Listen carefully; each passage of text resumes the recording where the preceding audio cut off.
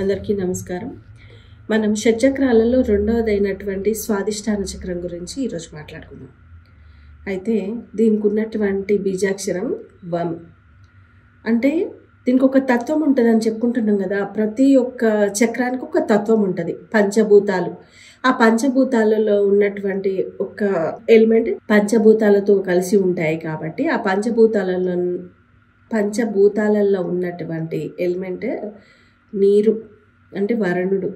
దీనికి ఉన్నటువంటి స్వభావం చంచలమైనది అని చెప్తారనమాట. నీటికి ఒక గ్లాసులో పట్టి ఉంచితేనే అది ఆగుతుంది, అదే బయట పడేస్తే అది కదలిక అనేది జలతత్వం అనేది దీనికి ఉంటుంది. కనుక దీనికి వమ్ అనే బీజాక్షరాన్ని యూజ్ చేస్తూ దాన్ని ఉపాసన చేయాల్సి ఉంటుంది. తర్వాత దీని గురించి చెప్పే ముందు ఏంటంటే, ఈ యొక్క స్వాదిష్టాన చక్రము కరెక్ట్గా ఒక మనిషిలో పాస్ అవుతుంది అంటే ఎలా తెలుసుకోవాలి అని కొందరు అడుగుతున్నారు.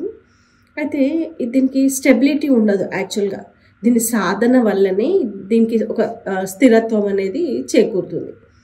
అంటే ఒక మనిషిని ఎట్లా గుర్తుపట్టాలంటే, మనిషి చంచలమైన వాడు. ఈ యొక్క స్వాదిష్టాన చక్రం యాక్టివేట్ అయినప్పుడు యాక్టివేషన్లోనే ఉంటాయి అన్ని చక్రాలు, ఒకదానికొకటి ఆధారపడి ఉంటాయి.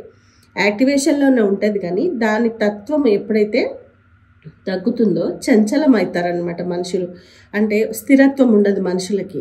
ఇప్పుడు ప్రొద్దున ఒకటి మాట్లాడతారు, మధ్యాహ్నం కల్లా వాళ్ళ యొక్క అభిప్రాయం మారిపోతుంది అనమాట. సో సాయంత్రానికి ఒక అభిప్రాయం ఏర్పడుతుంది, స్టెబిలిటీ ఉండదు. వాళ్ళు ఏం మాట్లాడుతున్నారో వాళ్ళకి తెలియదు అనమాట. అంటే చంచలమైన మనస్తత్వాన్ని కలిగి ఉంటారు వీరు. ఈ స్వాదిష్టాన చక్రం ఎక్కడ ఉంటుందంటే యోని స్థానం అని చెప్తారనమాట. దానికి జీవాధార స్థానం అని, కొందరు జన్మ ఆధార కేంద్రం అని కూడా అంటారు, జీవ యోని అని కూడా పిలుస్తారనమాట. సో ఈ స్వాదిష్టాన చక్రం గురించి తెలుసుకున్నాగా.